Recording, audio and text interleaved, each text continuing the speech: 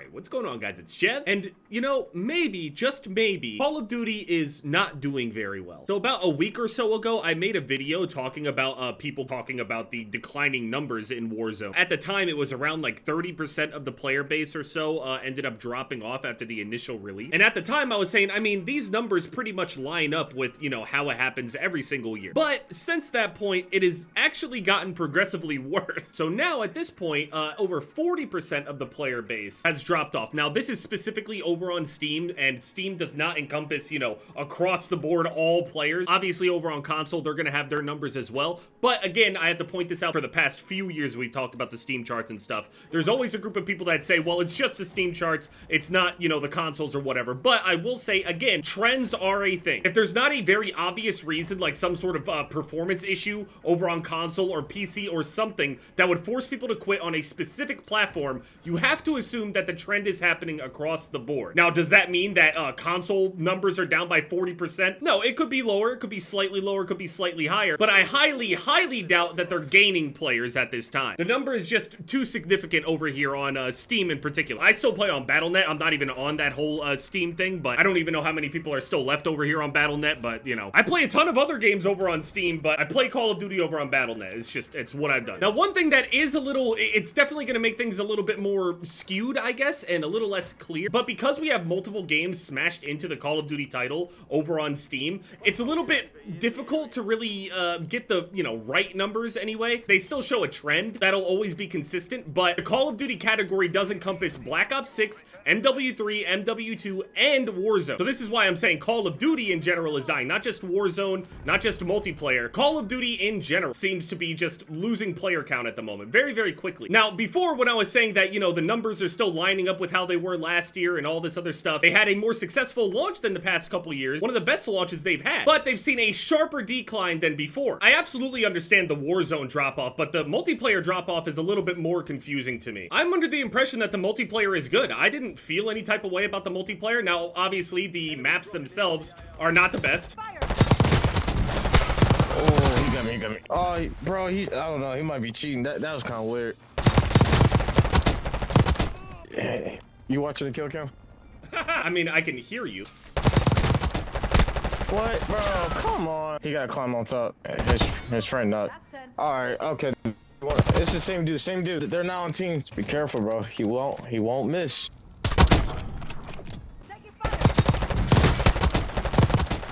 You gotta keep. Wow, my bullets came right off him. That's crazy. Your bullets came off of me? You lost aim assist or something? I mean, you threw the smoke grenade, not me. Can these guys stop flying towards me, man? I don't want to fight no more. I'm going over here. I'm trying to just have a conversation. Wait, I'm using the wrong weapon. I just realized. I'm done with the MP5. I need to do the KSV. That's my next one. I understand the Warzone drop-off with, like, you know, the no big map or anything like that. There's, like, hackers and all that other shit going on for sure. I absolutely understand that. The anti-cheat is a joke right now. I haven't ran into any hackers myself. Not in Plunder anyway. At least not what I've noticed. But it's definitely rampant over in the ranked mode. I see people die by it all the time. So just because I haven't experienced it doesn't mean that it doesn't exist. I get that the maps suck overall, but it's still surprising to see how many people actually like dropped off that shit. They were just like, fuck it, I'm gonna go and play something else. And that could be another factor. There are just other games to play right now. Having an alternative absolutely helps. That's for sure. Now, with that said, I don't think that there's really like a Call of Duty alternative in terms of like an FPS that people are playing in comparison that's like in the same exact kind of genre. Shit, I mean, I wasn't playing for a good amount of time just because I was playing PoE. I absolutely understand. I see people playing Marvel Rivals as well. I haven't really been playing too much Marvel Rivals. Like, I'm not a big Overwatch style of game fan, really. Like, I can't play it for a long period of time. On top of that, I mean, the ranked is kind of, it's not really a serious game. I don't know how to explain it. Game is obviously not designed in a way that is, like, actually meant to be competitive, if that makes sense. Even the way that Marvel Rivals is approaching buffing and patching and nerfing and all this other shit, it's like big windows between the balance patches and stuff. It's definitely designed in a more casual way than, like, say, Overwatch in comparison. It seems like more people are definitely playing casual over ranked. Now, that's usually the case. Usually people are playing, you know, the normal matches over the ranked anyway, no matter what game you're playing, but this game just seems to have a really big casual player base, and there's absolutely nothing wrong with that. Anyway, I get that the maps suck overall on multiplayer. I'm surprised that they suck so bad that, like, people would stop playing over the maps alone. There's definitely more to it, and honestly, I think just fatigue might be the thing that is making people a little bit more just willing to drop it, you know what I mean? Like, it's not like the Call of Duty isn't gonna come out the next year. It's Call of Duty. It's gonna keep going no matter how bad it gets. So people feel more, you know, comfortable with just dropping Call of Duty in general. Which honestly, I would say is a good thing. Because again, there are so many people that are locked into playing Call of Duty year over year. And I understand if you're like a mainly, you know, Call of Duty streamer or YouTuber or creator, whatever. Call of Duty's your main thing. You're probably not gonna get as much viewership on other things or whatever. But I'm telling you, man, expand your horizons. I'm telling you, it is so worth it that it's not even funny to just go and play a different game. I think that there's just like a culmination of things that pushed a lot of people away, like skill-based matchmaking, engagement optimized matchmaking, the general player fatigue of just, you know, playing Call of Duty, Call of Duty, Call of Duty, and people just straight up not falling for like the Call of Duty marketing hype type of shit. I will say that this game, Black Ops 6, absolutely could have been worse. I think that the game is a full package. I think that multiplayer is actually complete. We got a bunch of maps, even though they're shitty. Got the zombies, which is very, very solid and respected. Zombies seems to be the only thing that's actually getting praised at this point. Zombies is good. Zombies is a hit. Zombies is good. And then we have Warzone, which we've talked about a whole bunch. It's an odd thing too, though, because the SPMM discussion has been done to death. I'm so tired of talking about it. Like, is it good for player retention? Is it bad for player retention? And the weird thing is that we actually kind of have mixed results, it seems. On one hand, Activision implements skill-based matchmaking and engagement optimized matchmaking because for them, it does keep people playing for longer. It keeps casual players playing longer than, say, like a game that has no skill-based matchmaking. So we know for a fact that skill-based matchmaking does manage to retain players better than no skill-based matchmaking. At least at face value when we're looking at the numbers themselves. I could name plenty of people that I know personally that I've watched play how they play. I know what level they are. And the game is still, no matter how good or easy their lobbies are, they're still not just like staying and playing the game for a long period of time. Even if the game does make them feel good about them doing well, eventually that will stop. Again, it seems that Activision is always completely data-driven, completely devoid of nuance, all that shit. So they will always do anything that makes that number stay as high as possible for as long as possible. For an example of a no skill-based matchmaking system game, like X-Defiant. Now, with that said, X-Defiant is shutting down soon. And a lot of people are dunking on the game, saying things like that no SPMM thing really worked out there, huh? All that's gonna be left are sweats, and all the new players are gonna get stomped out and quit because they run into a guy that's doing a sliding breakdance reverse 720 quad B-hop. I understand the point, and I do agree that the new players will quit more often. But again, I also have to say that I think that the culture of gaming has changed since the point of like where I grew up with it. Because before, this wasn't really the case. This whole like system and engagement and all that other shit, gaming wasn't like this. It just wasn't. The whole like culture of everything was way different. I don't want to sound like an old head, like, oh man, everybody just wants to have things handed to them now and blah, blah, blah. It's just that more people are willing to just straight up not waste their time on something that they're not really truly enjoying. And honestly, I think that's a pretty healthy thing for a player base to do. Straight up just, if you ain't feeling it, quit. Fuck it. They're absolutely right with the whole no skill-based matchmaking thing. Definitely drives new players away and does not hold them nearly as well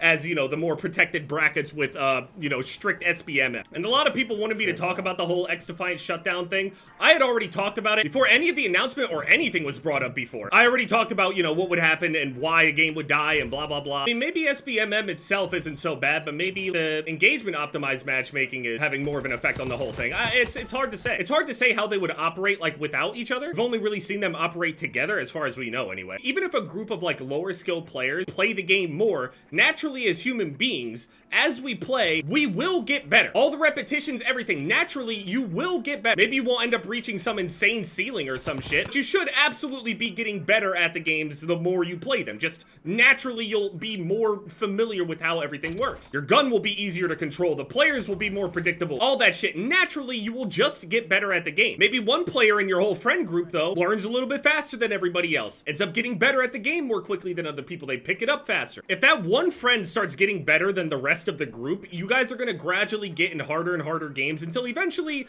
you're not really going to be able to play together. There's no way I would subject my friends or Alexis or anybody to playing in my lobbies. And my stats aren't even insane. It's just having like a higher score per minute rather than like a good KD or some shit like that. The game sees that I play fast. It finds players that play fast like me, or players that are successful against players like me. It'll generally have, you know, a similar score per minute. I've gotten 11 kills with the wrong weapon again. I think a balance between SBMM and engagement optimized matchmaking, and whether it's a casual game or not, or whether it's really supposed to be and viewed as like a casual game or a more competitive game, I think that there's a balance that needs to be struck that I really don't have an answer for. I don't know what the perfect balance is. I don't know what the answer is. And like I was saying, I also also think that like the gaming culture in general has just kind of changed. But also, speaking of culture, people are not going to waste their time nearly as much. I have noticed over the years that like we're more connected, but we're more like isolated. I know that that sounds a little odd, but it's kind of true. Like we're more connected than we have ever been, but like we're not really. Like, I mean, you guys see in every single one of my videos, I mean, people are still talking.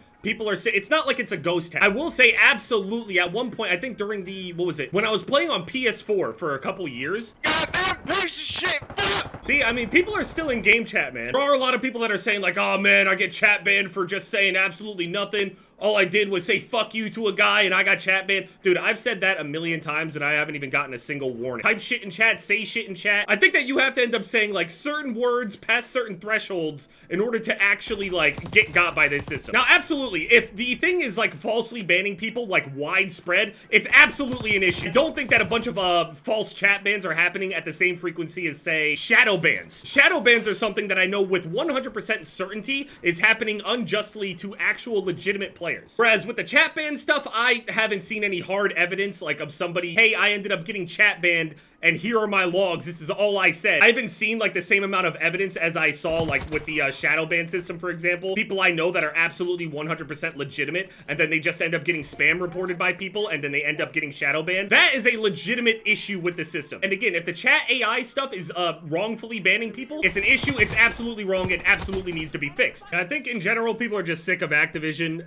They have other games that they can just go and play. And again, I highly recommend people just go and play something else. Straight, the only reason I'm playing this right now is to just get my camo, and that's it. Arguably, that one thing, the whole camo grind in general, I feel like is like the only guaranteed thing that actually like bolstered the player base. I've noticed this year, more people have gone for the camo grind more than ever. With that said, it's also the sharpest decline after the fact. Now, correlation, causation, I understand. That doesn't mean that it's caused by the camo grind or anything, but I think that the camo grind is overall like a good thing in general. And I'm happy that a ton of the players are actually going for it. The amount of people talking about trades and stuff over here in Plunder. I think the next time that we end up seeing like any kind of positive boost to this game at this point, Verdansk. Maybe they're just trying to go all in on Verdansk. I mean, what else can they do, right? I mean, that seems like the only play that they got. And once I'm done with this Abyss shit, I'm cool. Being level 1000 and doing all that extra shit, I mean, it's gonna be nearly impossible for me to even feel okay about even attempting to do that with the common sentiment of everybody that watches it or doesn't even want to watch it, just bears it. And for that, you know, I apologize to you guys. I really do. I